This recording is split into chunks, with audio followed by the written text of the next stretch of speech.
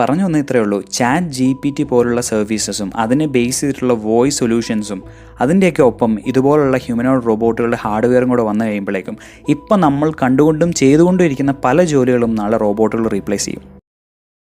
എല്ലാവർക്കും നല്ല നമസ്കാരം. ഈ കഴിഞ്ഞ കുറച്ച് മാസങ്ങൾക്ക് മുന്നേ ഞാൻ GITEX 22 ഇവൻ്റ് അറ്റൻഡ് ചെയ്യാൻ പോയിരുന്നു. ഇതെന്താ സംഭവം എന്ന് വെച്ച് കഴിഞ്ഞാൽ വെസ്റ്റിലൊക്കെ നടക്കുന്ന CES കൺവെൻഷൻസ് പോലെ ടെക്നോളജി സമ്മിറ്റാണ്. അപ്പോൾ ഇവിടെ ഒത്തിരിയേറെ പുതിയ ടെക്നോളജികൾ നമുക്ക് കാണാനായിട്ടുള്ളൊരു അവസരമുണ്ട്. അപ്പോൾ അങ്ങനെ പോയി കഴിഞ്ഞപ്പോഴേക്കും പ്രൊമോബോട്ട് എന്ന് പറഞ്ഞ ഒരു കമ്പനിയുടെ ഒരു സ്റ്റോളിൽ ഈ ഒരു ഹ്യൂമനോയിഡ് റോബോട്ടിൻ്റെ ഒരു പ്രോട്ടോടൈപ്പ് കണ്ടു. അപ്പോൾ സംഭവം അന്നേരം എനിക്ക് അത്ര വലിയ എക്സൈറ്റിംഗ് ആയിട്ട് തോന്നിയൊന്നുമില്ല. കാരണം നമ്മൾ സോഫി റോബോട്ടിൻ്റെ പ്രൊജക്റ്റൊക്കെ കണ്ടിട്ടുണ്ട്. അപ്പോൾ അതുപോലെയൊക്കെ കൊള്ളാവുന്ന ഒരു പ്രൊജക്റ്റ്, മോശമെന്നല്ല, നല്ലതായിരുന്നു. നല്ല രീതിയിൽ അത് അവർ ഡെമോൺസ്ട്രേറ്റ് ചെയ്തിട്ടും ഉണ്ടായിരുന്നു. അപ്പം സോഫി റോബോട്ട് ചെയ്യുന്ന പോലെ തന്നെ ഹ്യൂമൻ ഇമോഷൻസ് മിമിക്ക് ചെയ്യാനായിട്ട് ഇതിന് സാധിക്കും. അതുപോലെ തന്നെ ഒരു ഹ്യൂമൻ ഫേസ് ഉള്ള ഒരു റോബോട്ട് പ്രോട്ടോടൈപ്പാണ് ഈ C2. സോഫി റോബോട്ട് എന്ന പ്രൊജക്റ്റുമായിട്ട് ഇതിനെ കമ്പയർ ചെയ്യുമ്പോൾ ഒത്തിരി വ്യത്യാസങ്ങളുണ്ട്. കാരണം സോഫി റോബോട്ട് ഒരു experimental kind of research based ആയിട്ടുള്ള ഒരു പ്രൊജക്റ്റാണ്, ഒരു പ്രോട്ടോടൈപ്പാണ്. എത്രമാത്രം മുന്നോട്ട് പോകാൻ പറ്റുമെന്ന് സയൻറ്റിസ്റ്റുകൾ ഇപ്പോഴും എക്സ്പെരിമെൻറ്റ് ചെയ്തുകൊണ്ടിരിക്കുന്ന ഒരു പ്രൊജക്റ്റാണ് ഈ സോഫി റോബോട്ടിൻ്റെത്. എന്നാൽ ഈ പ്രോമോബോട്ടിൻ്റെ ഈ യൂണിറ്റ്, റോബോ C2 എന്ന് പറഞ്ഞ യൂണിറ്റ്, അത് കൊമേഴ്ഷ്യൽ ലെവലിൽ അവൈലബിൾ ആക്കാനുള്ള രീതിയിൽ അവർ പ്രൊഡ്യൂസ് ചെയ്തിട്ടുള്ളതാണ്. ഇപ്പോൾ തന്നെ പ്രോമോബോട്ട് എന്ന് പറഞ്ഞ ഈ കമ്പനി ഒത്തിരിയേറെ ഇൻഫർമേഷൻ ബേസ്ഡ് അസിസ്റ്റൻസ് റോബോട്ടുകൾ, ഈ ഹെൽപ്പർ റോബോട്ടുകളെ പ്രൊഡ്യൂസ് ചെയ്യുന്നുണ്ട്. ആശുപത്രികളിലും എയർപോർട്ടിലൊക്കെ ഓൾറെഡി അവർ സപ്ലൈ ചെയ്യുന്നുമുണ്ട്. അപ്പോൾ അതിൻ്റെ ഒരു അപ്സ്കെയിൽഡ് വേർഷനാണ് ഈ റോബോബോട്ട് C2.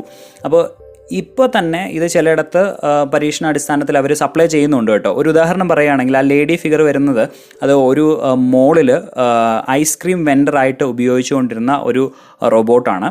അപ്പം ശരിക്കും പറഞ്ഞാൽ കൊമേഴ്ഷ്യലായിട്ട് നമുക്കൊക്കെ കാണാനും അതുപോലെ തന്നെ എക്സ്പീരിയൻസ് ചെയ്യാനും പറ്റുന്ന ഒരു രീതിയിലുള്ള ഒരു പ്രൊജക്റ്റാണ് ഇത്.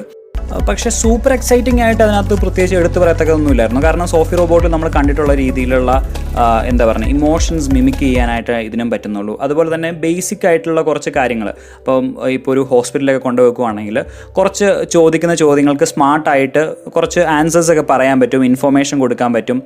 ഒരു ഹ്യൂമൻ ലൈക്ക് ലുക്കുണ്ട്. അതൊക്കെയാണ് ഇതിൻ്റെ ഒരു അട്രാക്ഷനായിട്ട് അപ്പോൾ എനിക്ക് തോന്നിയത്. പക്ഷേ കഴിഞ്ഞിടയ്ക്ക് ചാറ്റ് GPT എന്ന് പറയുന്ന ഓപ്പൺഎഐയുടെ പ്രൊജക്റ്റ് അത് വന്നു കഴിഞ്ഞപ്പോഴേക്കും ഇതുപോലുള്ള ഹ്യൂമനോയിഡ് റോബോട്ട് പ്രൊജക്റ്റുകൾക്ക് ഒരു പുതിയ മാനം കൈവരിച്ചു.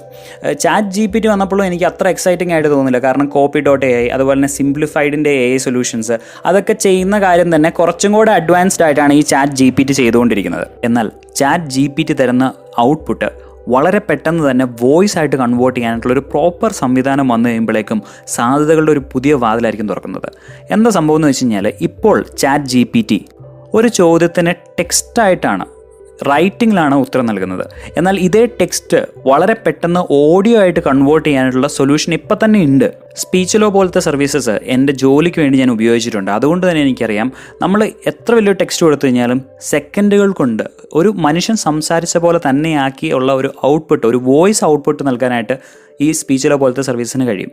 അപ്പോൾ ചാറ്റ് GPTയും ഇതുപോലത്തെ വോയിസ് സർവീസസും കൂടെ ഒന്ന് ഇൻ്റഗ്രേറ്റ് ചെയ്ത് അതിൻ്റെ ഒപ്പം ഈ ഹ്യൂമനോയിഡ് റോബോട്ട് പോലെയുള്ള ഹാർഡ്വെയറും കൂടെ കൊടുത്തു കഴിയുമ്പോഴേക്കും ഒത്തിരിയേറെ ജോലികൾ ഈ റോബോട്ടുകൾക്ക് റീപ്ലേസ് ചെയ്യാൻ സാധിക്കും. അപ്പോൾ പറഞ്ഞു വന്ന ഇത്രയേ ഉള്ളൂ. ചാറ്റ് GPT പോലുള്ള സർവീസസും അതിനെ ബേസ് ചെയ്തിട്ടുള്ള വോയിസ് സൊല്യൂഷൻസും അതിൻ്റെയൊക്കെ ഒപ്പം ഇതുപോലുള്ള ഹ്യൂമനോയിഡ് റോബോട്ടുകളുടെ ഹാർഡ്വെയറും കൂടെ വന്നു കഴിയുമ്പോഴേക്കും ഇപ്പം നമ്മൾ കണ്ടുകൊണ്ടും ചെയ്തുകൊണ്ടും ഇരിക്കുന്ന പല ജോലികളും നാളെ റോബോട്ടുകൾ റീപ്ലേസ് ചെയ്യും. ഉദാഹരണത്തിന് എയർപോർട്ടിലും അതുപോലെ തന്നെ മറ്റ് ടൂറിസ്റ്റ് ലൊക്കേഷനുകളിലൊക്കെയുള്ള ഇൻഫർമേഷൻ കൗണ്ടേഴ്സിലെ ഹെൽപ്പേഴ്സായിട്ട്, അതുപോലെ തന്നെ റിസപ്ഷനിസ്റ്റുകളായിട്ട്, ഇനി മോളുകളിലും ഷോപ്പിംഗ് കോംപ്ലക്സുകളിലും ഒക്കെയുള്ള ഫസ്റ്റ് ലെവൽ സെയിൽസ് പേഴ്സണായിട്ട്, ഇനി ഫുഡ് കോർട്ടുകളിലും ഫാസ്റ്റ് ഫുഡ് ചെയിനുകളിലൊക്കെ ഓർഡർ എടുക്കുന്ന ആളായിട്ട്, സെർവ് ചെയ്യുന്ന ആളായിട്ടൊക്കെ ഇതിന് ഒത്തിരിയേറെ രീതികളിൽ ഉപയോഗിക്കാൻ സാധിക്കും. ഇപ്പോൾ തന്നെ ഹ്യൂമൻ ലുക്കും ഹ്യൂമൻ റിയാക്ഷനൊക്കെ ഇതിന് മിമിക് ചെയ്യാൻ സാധിക്കും.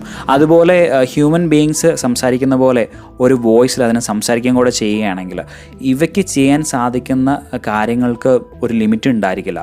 മറ്റൊരു സംഗതി, ഈ പ്രോമോബോട്ട് എന്ന് പറഞ്ഞ കമ്പനി റഷ്യൻ ബേസ്ഡ് ആയിട്ടുള്ള ഒരു യൂറോപ്യൻ കമ്പനിയാണ്. അപ്പോൾ ഇതിൻ്റെ കോസ്റ്റും ഇച്ചിരി ഒരു പ്രീമിയം ആയിരിക്കും. ഈ ഷോയിൽ ഉടനീളം ഞാൻ നോക്കിയിരുന്നു, ഏഷ്യൻ കമ്പനികൾ ഇതുപോലുള്ള യൂണിറ്റ്സുമായിട്ട് ഒത്തിരി അങ്ങനെ കണ്ടില്ല. അപ്പോൾ ഏഷ്യൻ കമ്പനികളും കൂടെ ഇങ്ങനത്തെ പ്രോട്ടോടൈപ്പുകളും അല്ലെങ്കിൽ ഇങ്ങനത്തെ ടെക്നോളജീസിലോട്ടും വരികയാണെങ്കിൽ എന്തായിരിക്കും അതിൻ്റെ ഒരു റിസൾട്ട്? ഉദാഹരണത്തിന് ഷവോമിയും ഓപ്പോയും ഒക്കെ ഇതുപോലത്തെ റോബോട്ട്സൊക്കെ ആയിട്ട് വരികയാണെങ്കിൽ എന്തായിരിക്കും അതിനുള്ളൊരു ഇമ്പാക്റ്റ്? നിങ്ങളുടെ അഭിപ്രായങ്ങൾ തീർച്ചയായിട്ടും താഴെ കമൻറ്റ് ബോക്സിൽ എഴുതുക. ഭാവിയിൽ ഏതൊക്കെ ജോലികൾ ഇവയ്ക്ക് റീപ്ലേസ് ചെയ്യാൻ സാധിക്കും, നിങ്ങളുടെ കാഴ്ചപ്പാടുകൾ എന്തൊക്കെയാണ്, പിന്നെ ഇതൊക്കെ ഒരു ഡിസ്റ്റൻറ്റ് ഡ്രീം മാത്രമാണോ, ഇതൊക്കെ ശരിക്കും സംഭവിക്കുമോ? നിങ്ങളുടെ അഭിപ്രായങ്ങൾ തീർച്ചയായിട്ടും താഴെ കമൻറ്റ് ബോക്സിൽ എഴുതുക. നമുക്ക് അവിടെ ഒരു ഡിസ്കഷൻ സ്റ്റാർട്ട് ചെയ്യാം. അപ്പോൾ ഒരു പുതിയ വീഡിയോ ആയിട്ട് നിങ്ങളോട് എത്തുന്നവരെ ഇത് നിങ്ങളുടെ സ്വന്തം ചങ്ങായി Haris signing off for now.